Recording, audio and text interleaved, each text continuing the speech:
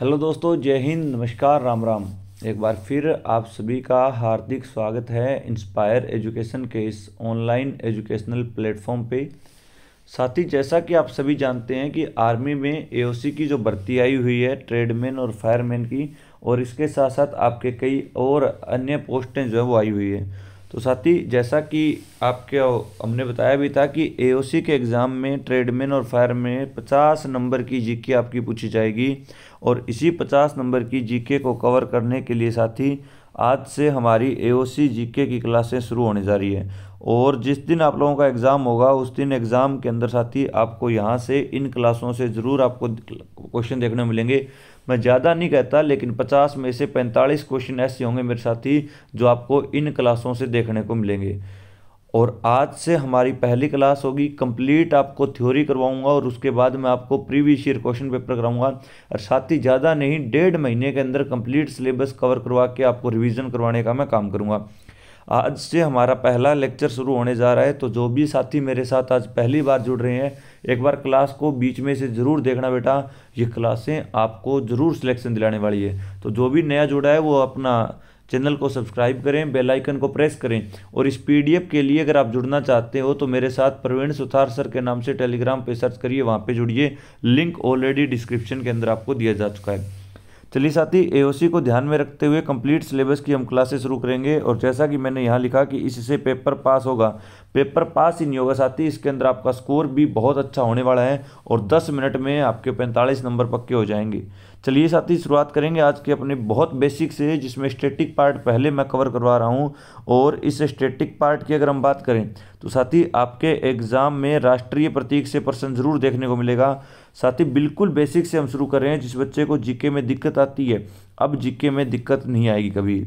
चलिए बात करते हैं। सबसे पहला राष्ट्रीय प्रतीक हमारा कौन सा है? तो राष्ट्रीय प्रतीक की अगर हम बात करें तो आपसे पूछा जाएगा हमारा राष्ट्रीय ध्वज कौन सा है। तो हमारे भारत देश का जो राष्ट्रीय ध्वज है, इसे आप लोग क्या बोलते हो? तो सर इसे तिरंगा कहा जाता है। और साथ ही तिरंगा हमारे भारत देश का राष्ट्रीय ध्वज है, जिसमें 3 रंग होते हैं। सबसे ऊपर केसरिया, बीच के अंदर आपका सफ़ेद और नीचे आपका हरा रंग होता है। और इसके बीच में एक चक्कर भी होता है, इस चक्कर का नाम होता है अशोक चक्कर, जिसमें 24 तिल्लियाँ आपकी होती है। इनके बारे में आगे डिटेल में मैं पढ़ाने वाला हूँ। दूसरा हमारा राजकीय चिन्ह कौन सा है? दूसरा हमारा राष्ट्रीय जो चिन्ह है वो अशोक स्तंभ है। कौन सा है? अशोक स्तंभ है, जिसके अंदर हमारे टोटल 4 शेर होते हैं, लेकिन हमें दिखाई कितने शेर देते हैं?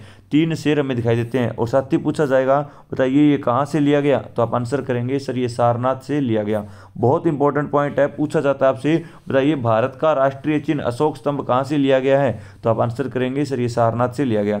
अगर मैं बात करूं हमारे राष्ट्रगान की, तो दोस्त हमारे देश का जो राष्ट्रगान है इसका नाम क्या है? तो गुरुजी इसे हम जन गण मन के नाम से जानते हैं। किस नाम से जानते हो आप लोग? जन गण मन। साथ ही पूछा जाएगा बताइए जन गण मन जो है इसे गाने में कितना टाइम लगता है? तो आप आंसर करेंगे गुरुजी इसे गाने में 52 सेकंड लगते हैं। कितने? 52। और राष्ट्रगान किसके द्वारा लिखा गया था? तो आप आंसर करेंगे गुरुजी ये रविंद्रनाथ टैगोर ने लिखा था। किसने लिखा था? रविंद्रनाथ टैगोर के द्वारा भारत देश का राष्ट्रीय गान लिखा गया, जिसे आप लोग गुरुदेव बोल देते हो। इन्हें कवि भी कहा जाता है और इन्हें विश्व गुरु के नाम से आप लोग जानते हो। इसके बाद अगर हम बात करें भारत देश के राष्ट्रीय गीत की, तो हमारे देश का राष्ट्रीय गीत कौन सा है? वंदे मातरम। और वंदे मातरम को गाने में कितना टाइम लगता है? तो आप आंसर करेंगे सर इसे गाने में 65 सेकंड लगते हैं। और राष्ट्रगीत जो है ये किसने लिखा था? तो ये लिखा था बंकिम चंद्र चटर्जी ने। किसने लिखा था साथी? बंकिम चंद्र चटर्जी के द्वारा ये लिखा गया। इसके बाद अगर मैं बात करें हमारे राष्ट्रीय पशु की, तो हमारा राष्ट्रीय पशु कौन सा है? बाघ है। इस बाघ को कई बार वो टिग्रिस पैंथरा भी लिख देगा। क्या लिख देगा?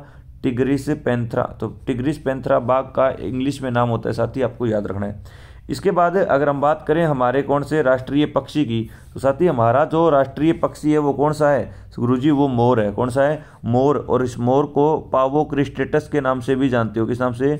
तो सर इसे पावो क्रिस्टेटस के नाम से जाना जाता है। हमारा जो राष्ट्रीय कैलेंडर है, राष्ट्रीय कैलेंडर बोल दीजिए या इसे आप लोग राष्ट्रीय पंचांग बोल देते हैं, और ये शक संवत पर आधारित है। और बेटा शक संवत कौन सा होता है? तो सर 78वीं को शक संवत बोलते हैं। और शक संवत की शुरुआत कौन करता है? तो याद रखेंगे कि सर कनिष्क नाम का एक राजा था और इसी के द्वारा इसकी शुरुआत की जाती है।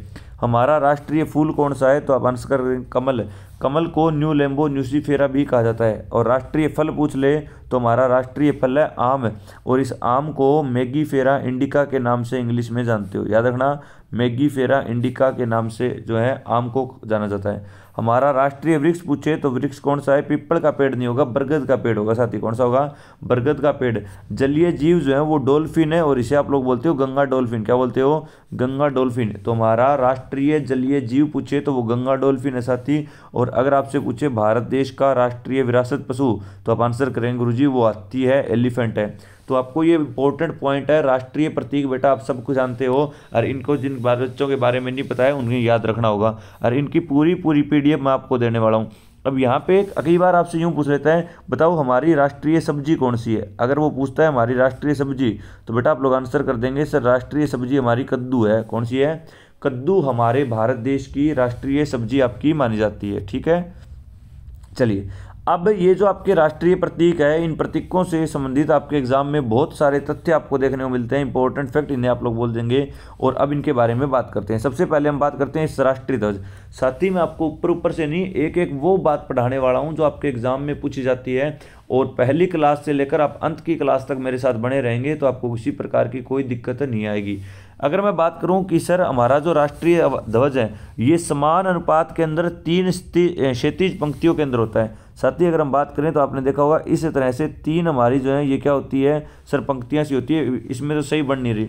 पूछा जाएगा बताइए इसके रेशियो कितना होता है लंबाई और चौड़ाई का। तो साथ ही याद रखेंगे गुरुजी इसकी लंबाई जो है, लेंथ जो है वो 3 होती है, और चौड़ाई इसकी ब्रेथ जो है वो कितनी होती है, 2 होती है।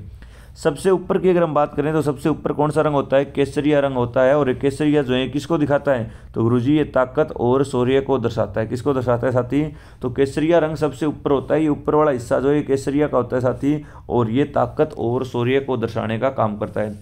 बीच में सफ़ेद पट्टी होती है, और सफ़ेद पट्टी के साथ साथ यहाँ पे क्या होता है, धर्मचक्र के साथ साथ होता है। और ये सफ़ेद पट्टी जो है ये शांति और सत्य का संकेत होती है। किसका सर, ये शांति और सत्य का संकेत होती है। और इसी सफेद पट्टी के अंदर एक चक्कर बना होता है जिसे आप लोग अशोक चक्र बोलते हो, और जिसके अंदर कितनी तिलियां होती है, 24 तिलियां साथी होती है। याद रखना, एक एक पॉइंट इंपॉर्टेंट है।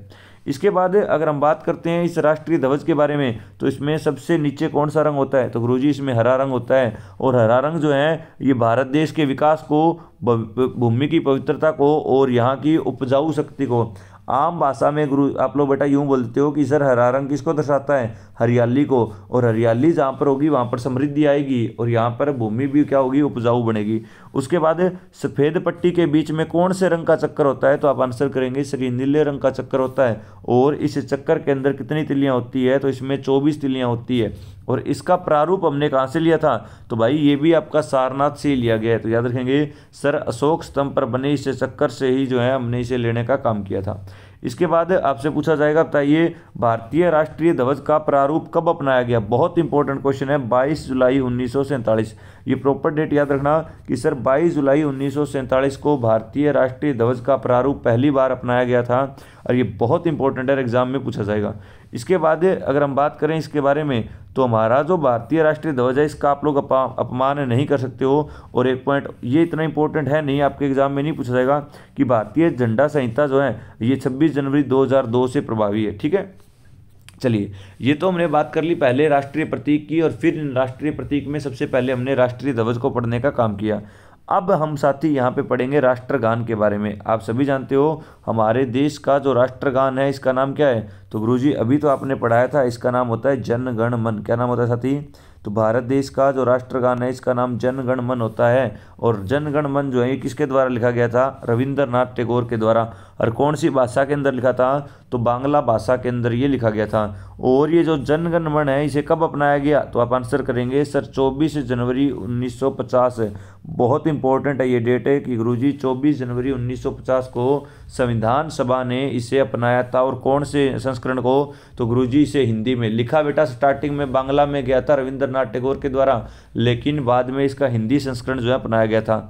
और राष्ट्रगान गाने के लिए कितने समय निर्धारित किया गया है, तो आप आंसर करेंगे सर ये 52 सेकंड। बेटा यहाँ पे सेकंड में है, और 52 सेकंड जो है वो राष्ट्रगान को गाने में लगता है समय, याद रखेंगे आप लोग। अब थोड़ी सी बात बता देता हूँ मैं राष्ट्रगीत के बारे में। राष्ट्रगीत जो है साथी, इसकी जब हम बात करते हैं तो इसका नाम क्या है, वंदे मातरम। और वंदे मातरम जो है किसने लिखा था, तो आप आंसर करेंगे गुरुजी ये बंकिम चंद्र चटर्जी ने लिखा था। और बेटा ये राष्ट्रगीत कौन से मठ से लिया गया है, तो आप आंसर करेंगे गुरुजी ये आनंद मठ से लिया गया है। कौन से लिया गया, आनंद मठ से। अगर मैं बात करूं इस राष्ट्रीय गीत के बारे में तो आपको यूं भी पता होना चाहिए कि राष्ट्रीय गीत जो है ये पहली बार कहाँ और किस सेशन में गाया गया, तो 1896 में इंडियन नेशनल कांग्रेस का जो सत्र हुआ था, इस सत्र के अंदर साथी आपका ये गाया गया था। बंकिम चंद्र चटर्जी ने अपने बंगाली उपन्यास, और उपन्यास का नाम यहाँ पर लिख कर दे दिया कौन सा, आनंद मठ। और इसी आनंद मठ से आपका क्या लिया गया, तो आप आंसर कर देंगे गुरुजी वो लिया गया था हमारा वंदे मातरम है। और वंदे मातरम की अगर हम बात करें तो इसे कब अपनाया गया, तो सर इसे भी 24 जनवरी 1950 को अपनाया गया। तो राष्ट्रगीत और राष्ट्रगान दोनों को एक ही दिन अपनाया गया, और साथ ही दोनों की डेट आपको याद रखनी है। इसके अलावा अगर हम बात करें, अब हम बात करते हैं हमारे राजकीय प्रतीक की। तो अभी हमने पढ़ा कि हमारा जो राजकीय प्रतीक है वो कौन सा है, तो सर आपने बताया वो है हमारा सारनाथ से लिया गया कौन सा, अशोक स्तंभ। ये अशोक स्तंभ जो है साथी ये हमारा राजकीय प्रतीक है। मूल स्तंभ में शीर्ष पर आपके कितने सिंह बने होते हैं, 4। सिंह का मतलब है शेर, और एक दूसरे की तरफ ये पीठ की होते हैं, और इनके नीचे घंटे के आकार के पद्म के ऊपर एक चित्र जिसमें एक घोड़ा, एक हाथी, चौकड़ी बरतवा। इतना मत याद रखना आप लोग बस इतना याद रखना कि सर ये जो राजकीय प्रतीक है ये हमने सारनाथ से लिया है, और साथ ही ये सारनाथ से लिया गया अशोक स्तंभ ही भारत देश का राजकीय प्रतीक है। इसके नीचे क्या लिखा गया, ये इंपॉर्टेंट पॉइंट है सर, इसके नीचे क्या लिखा गया है, तो इसके नीचे एक आदर्श वाक्य लिखा गया है, और वो है सत्यमेव जयते। तो भारत का आदर्श वाक्य कौन सा है, तो गुरुजी वो सत्यमेव जयते हैं। और पूछा जाएगा सत्यमेव जयते कहाँ से लिया गया, तो आप आंसर करोगे गुरुजी ये मुंडकोपनिषद से लिया गया। कहाँ से लिया गया भाई, तो गुरुजी ये मुंडकोपनिषद से लिया गया है। बहुत इंपॉर्टेंट पॉइंट है और इसको आपको याद रखना पड़ेगा, ठीक है। चलिए अब बात कर लेते हैं इन्हीं चीज़ों के बारे में। तो थोड़ा सा राष्ट्रगान हो गया, राष्ट्रगीत हो गया। अब हम बात कर लेते हैं यहाँ पे किसके बारे में साथी, आपके भारत के अंदर जितने भी प्रमुख त्यौहार होते हैं इनके बारे में हम बात कर लेते हैं। तो यहाँ पर जितने भी इंपॉर्टेंट बातें थी वो मैंने आपको बता दी, लेकिन त्योहारों से आपको एग्जाम में ज़रूर क्वेश्चन देखने को मिलता है। अगर हम बात करें मकर संक्रांति की बेटा, तो मकर संक्रांति जो है कब मनाया जाता है, तो गुरुजी ये मनाया जाता है 13 तारीख और 14। तो बेटा 14 जनवरी जो होती है इस दिन आपकी मकर संक्रांति होती है, और 13 तारीख को आप लोगों की क्या होती है, लोहड़ी होती है। और ये उत्तर भारत के अंदर मनाया जाने वाला एक त्यौहार है, बहुत प्रमुख त्यौहार है। ये जो है साथी ये ज़्यादातर आपको पंजाब हरियाणा के अंदर ज़रूर देखने को मिलेगा। इसके बाद अगला त्यौहार आता है आपका बैसाखी का, कौन सा, बैसाखी। और बैसाखी की अगर हम बात करें तो ये पंजाब के अंदर ज़्यादातर मनाया जाता है, और पंजाब का नया साल बैसाखी है। और पूछा जाएगा बैसाखी कब मनाया जाता है, तो भाई आंसर करोगे 13 अप्रैल को। हाँ 13 अप्रैल को जलियांवाला बाग हत्याकांड हुआ था, ये वही बैसाखी वाला त्यौहार है साथी आपका, ठीक है। चलिए इसके साथ साथ आपका एक त्यौहार और है लोहड़ी। लोहड़ी भी कहाँ का है, तो आप आंसर करेंगे सर ये पंजाब का। और पंजाब के अंदर एक त्यौहार और होता है गुरुपर्व। बेटा पंजाब के अंदर पंजाबी लोग रहते हैं, और पंजाबी लोगों को सिख हम बोल देते हैं, और इन सिखों के अंदर जो गुरु थे इन्हीं के लिए गुरुपर्व का आपका एक त्यौहार मनाया जाता है। तो ये आपके पंजाब के हैं। उसके बाद ये असम वाला तो भाई घोट कर पी लेना, एग्जाम में बहुत बार आपसे पूछा जाएगा। बताइए बिहू और माजुली, तो बेटा बिहू एक आपसे पूछ लेता है बिछुआ, ये बिछुआ जो है यहाँ का नृत्य है। तो बिहू और बिछुआ कहाँ के हैं, तो आप आंसर करेंगे गुरुजी आसाम के हैं। और माजुली जो है बेटा ये एक द्वीप का नाम है, याद रखना। विश्व का सबसे बड़ा द्वीप कौन सा है, तो वो माजुली द्वीप है, और ये ब्रह्मपुत्र नदी के अंदर पड़ता है। बेटा असम की नाम आई है, तो हम देखना चाहते हैं आपकी तैयारी कैसी है। तो एक बार मेरे साथी जितने भी जुड़े हैं वो असम की राजधानी कमेंट करके बताएंगे। जो भी मेरा भाई इस बार वर्दी को पाने का जुनून लेकर चला है, जिसका अब की बार ये जुनून है कि सर इस बार मैं सिलेक्शन लेकर आऊँगा, तो साथी एक बार आप लोग कमेंट करके बताएंगे कि असम की राजधानी कौन सी है। देखते हैं तैयारी कैसी है। अगर तैयारी नहीं है तो साथी मैं आपको करवाने के लिए दिन रात एक कर दूंगा। बस शर्त इतनी सी है, जितना मैं पढ़ाऊँ उतना आप लोग पढ़ते चलिए, और साथ में इनको बार बार रिवाइज करते चलिएगा, ठीक है जी। बहुत अच्छे भाई। उसके बाद महाराष्ट्र की अगर हम बात करते हैं तो महाराष्ट्र के अंदर होता है बेटा गुड़ी पड़वा, और महाराष्ट्र का नया साल मानते हैं इसको। उसके बाद ये तो बहुत इंपॉर्टेंट पॉइंट है ओणम वाला साथी। ओणम की अगर मैं बात करूं तो ओणम तो बहुत बार आपसे पूछा गया है, कहाँ का है, तो गुरुजी ये केरल का एक त्यौहार है। उसके बाद पोंगल है, पोंगल भी बहुत इंपॉर्टेंट है, ये याद रखना तमिलनाडु का है। साथ ही ओणम और पोंगल तीनों ट्रिपल स्टार में ले लेना, क्योंकि यहाँ से एग्जाम में ज़रूर क्वेश्चन आएगा ही आएगा। उसके बाद विशु, विशु क्या है तो सर ये केरल और कर्नाटक का नया साल है बेटा। तो केरल और कर्नाटक के अंदर नया साल कौन सा है, तो आप आंसर कर देंगे सर वो विशु है। उसके बाद अगर हम बात करें तो दुर्गा पूजा भाई इंपॉर्टेंट है। और दुर्गा पूजा कहाँ पे होती है, तो गुरुजी ये पश्चिम बंगाल में होती है। कहाँ पे, पश्चिम बंगाल के अंदर होता है। बहुत इंपॉर्टेंट त्यौहार है आपका। इसके बाद आपको इंपॉर्टेंट ही करने हैं, और जो मैं करवाते चल रहा हूँ उन्हीं को ही ढंग से पढ़ लेना बेटा, एग्जाम में क्वेश्चन बाहर नहीं जाएगा। इसके बाद आ गया लोसर, और लोसर जो है ये कहाँ पे होता है, तो सर ये सिक्किम में भी होता है, अरुणाचल प्रदेश में भी, और लद्दाख के लोग भी लोसर को मनाने का काम करते हैं। इसके बाद अगला है गणगौर। गणगौर जो है ये कहाँ का, तो गुरुजी ये राजस्थान में होता है। और भगवान शिव और माता गौरी जो उनकी पत्नी थी, इन्हीं की याद में गणगौर त्यौहार राजस्थान के अंदर मनाया जाता है। इसके बाद हॉर्नबिल, हॉर्नबिल तो बहुत बार पूछा जाता है, अरे भाई ये कहाँ का त्यौहार है, तो गुरुजी हॉर्नबिल ये नागालैंड का त्यौहार है। कहाँ का, नागालैंड का। गणेश चतुर्थी, तो भाई गणेश जी कहाँ पर आते हैं, गणपति बप्पा महाराष्ट्र के अंदर। और महाराष्ट्र के लोग बेटा गणेश चतुर्थी और एक त्यौहार है यहाँ का लावणी, तो लावणी और गणेश चतुर्थी भी यहीं से है। उसके बाद बिहार का सबसे बड़ा त्यौहार भाई बहुत इंपॉर्टेंट है, और छठ पूजा तो अभी गया है, तो आपसे जरूर पूछा जाएगा छठ पूजा किस राज्य का त्यौहार है, तो आप आंसर करेंगे गुरुजी ये बिहार का, और दूसरा किसका, झारखंड का है भाई। होली तो अपने पूरे भारत में होती है, दीपावली अपने पूरे भारत के अंदर होती है बेटा। दीपावली जो है भगवान श्री राम जब माता सीता को लंका से लेकर वापिस लौटे थे, तो बेटा दीपावली मनाई गई थी, ठीक है, जिसे दिवाली बोल देते हो आप लोग। इसके बाद जन्माष्टमी, तो भाई अष्टमी के दिन जब भगवान श्री कृष्ण का जन्म हुआ तो इसको जन्माष्टमी बोला गया, और ये भी अपना पूरा भारत है, लेकिन यूपी में आपको जन्माष्टमी ज़्यादा देखने को मिल जाती है। रामनवमी जो है भगवान श्री राम की, ये भी अपने पूरे भारत में। और दशहरा कब मनाया जाता है, तो जब भगवान श्री राम ने रावण का वध किया था, तो बेटा बुराई पर अच्छाई की जीत हुई, तब दशहरा मनाया गया। बसंत पंचमी बेटा संपूर्ण भारत का त्यौहार है। शिवरात्रि तो बेटा आप लोग सारे जानते हो, शिवरात्रि पर लोग भांग पीते हैं, ये भगवान शिव के लिए मनाया जाता है, महाशिवरात्रि। उसके बाद ईद उल फितर जो है ये मुसलमानों का एक त्यौहार है बेटा, ये भी भारत में देखने को मिलेगा। मुहर्रम भी भारत के अंदर आपका मनाया जाने वाला एक त्यौहार है।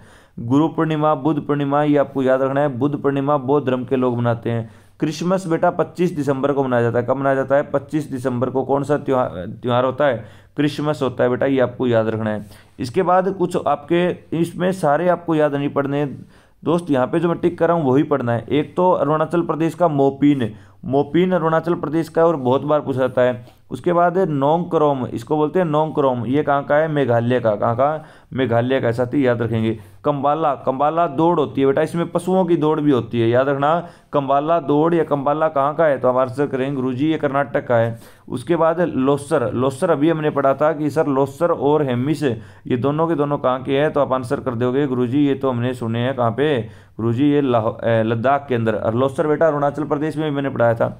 इसके बाद लोसर से मिलता जुलता एक नाम है लोसुंग, और बेटा लोसुंग जो है ये कहाँ का है, सिक्किम का। कैसे याद रखोगे, सूंग, तो सूंघने से क्या होती है, खुशबू आती है, लेकिन यहाँ पर कम खुशबू आई, तो सूंग से कम याद रखोगे। लोसुंग सिक्किम का त्यौहार है। इसके बाद यहाँ पर बहुत बहुत इंपॉर्टेंट नाम आया, और इसका नाम है भाई सरहुल।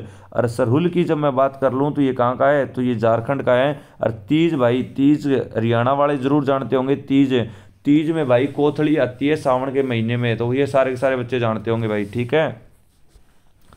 चलो अब हम बात करते हैं भारत के जितने भी आपके शास्त्रीय नृत्य हैं इनके बारे में, और एक प्रश्न साथी आपको यहाँ से जरूर देखने को मिलेगा।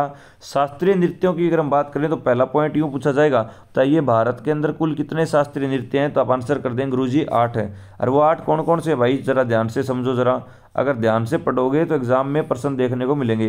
पहला है भाई भरतनाट्यम, और भरतनाट्यम जो है वो कहाँ का है, तमिलनाडु का है, याद रखेंगे। भरतनाट्यम जो है साथी ये कहाँ का है, तो गुरुजी ये तमिलनाडु का है। दूसरा है कथक है, और कथक जो है ये उत्तर भारत में उत्तर प्रदेश में किया जाता है भाई। कहाँ, तो कथक अगर आपसे पूछ ले तो गुरुजी ये तो उत्तर प्रदेश का है। कहाँ का है भाई, उत्तर प्रदेश के अंदर कौन सा नृत्य किया जाता है या कौन सा शास्त्रीय नृत्य है, तो आप आंसर कर देंगे गुरुजी कथक है। उसके बाद बेटा एक मिलता जुलता नाम है कथकली, और कथकली जो है ये कहाँ का है, केरल का। केरल के अंदर दो शास्त्रीय नृत्य होते हैं, कथकली होता है और दूसरा होता है बेटा यहाँ पे कौन सा, मोहिनीअट्टम है। एक है कुचिपुड़ी, कुचिपुड़ी कहाँ का है, आंध्र प्रदेश का। गुरुजी ने याद कैसे रखें, सुनो भाई, याद करने का तरीका समझो। अगर हम बात करें नाट्यम, नाट्यम का मतलब होता है नाटक है। अरे भाई आप लोगों को मैं अगर तमिल में नाटक दिखा दूं तो क्या आप लोगों को समझ में आएगा? तो गुरुजी हमने एक नाटक देखा और वो नाटक जो है वो तमिल भाषा में था। कौन सा, तमिल भाषा के अंदर हुआ करता था, ठीक है। इसके बाद कथक कली, कली बेटा याद रखना, कली जो है वो कहाँ की है, केरल की है, याद रखना। कली जो है वो कहाँ खिलती है, वो केरल में। उसके बाद अगला याद रखना कुचिपुड़ी। बेटा कुचिपुड़ी को कैसे याद करेंगे गुरुजी, तो बेटा कुचिपुड़ी का मतलब होता है कच्ची पूड़ी। इसको यूं मान लो, पूरी का नाम सुना होगा, और पूरी कच्ची है तो अंदर से याद रखना अंधा व्यक्ति। तो अंधे व्यक्ति को तुम लोग कच्ची पूरी खिला दोगे तो उसको पता नहीं चलेगा भाई। तो याद रखना कुचिपुड़ी जो है बेटा वो कहाँ का, आंध्र है। तो कुचिपुड़ी से याद रखना कच्ची पूड़ी, और पूड़ी अंधे व्यक्ति को खिलाओगे। मणिपुर का बेटा मणिपुरी है, ये याद हो जाएगा। केरल है, केरल की कली ने आपका मन मोह लिया, तो बेटा याद रखना मोहिनी। तो केरल के अंदर दो होते हैं, एक का नाम होता है कथकली। कौन सा गुरुजी, एक तो अभी आपने पढ़ाया था कथकली, और कली केरल की थी जिसने आपके मन को मोह लिया, यानी उसने आपको इंप्रेस कर लिया, तो मोहिनीअट्टम है। उड़ीसा का ओडिसी आ जाएगा। और याद रखना असम, असम का अंदर कौन सा होता है, तो गुरुजी वहां पर होता है सत्रिया। और भाई याद रखना ये सत्रिया कब जोड़ा गया था, तो गुरुजी इसे 2000 के अंदर जोड़ा गया था। और सत्रिया का संबंध जो है वो किससे है, तो आप आंसर करेंगे श्रीमत शंकर देव से इनका संबंध माना जाता है, ठीक है जी। तो साथी आज की क्लास के अंदर पहले बिल्कुल बेसिक सी बातें मैंने आपको पढ़ाने का काम किया, और जो भी चीज़ें हमने पढ़ाई दोस्त स्पेशली एओसी या आर्मी का कोई भी एग्जाम होगा उसको टारगेट करके है। और पीडीएफ और नोट्स के लिए आप सारे के सारे मेरे साथ टेलीग्राम पर भी जुड़ सकते हो। और टेलीग्राम है भाई प्रवीण सुतार सर के नाम से, इसको जाकर सर्च कर लो, चाहे लिंक डिस्क्रिप्शन में दिया हुआ है उससे ज्वाइन कर लो। साथ ही साथ आप लोग मुझसे इंस्टाग्राम पर भी जुड़ सकते हो, हमारे इसी चैनल पर इंस्पायर एजुकेशन के नाम से।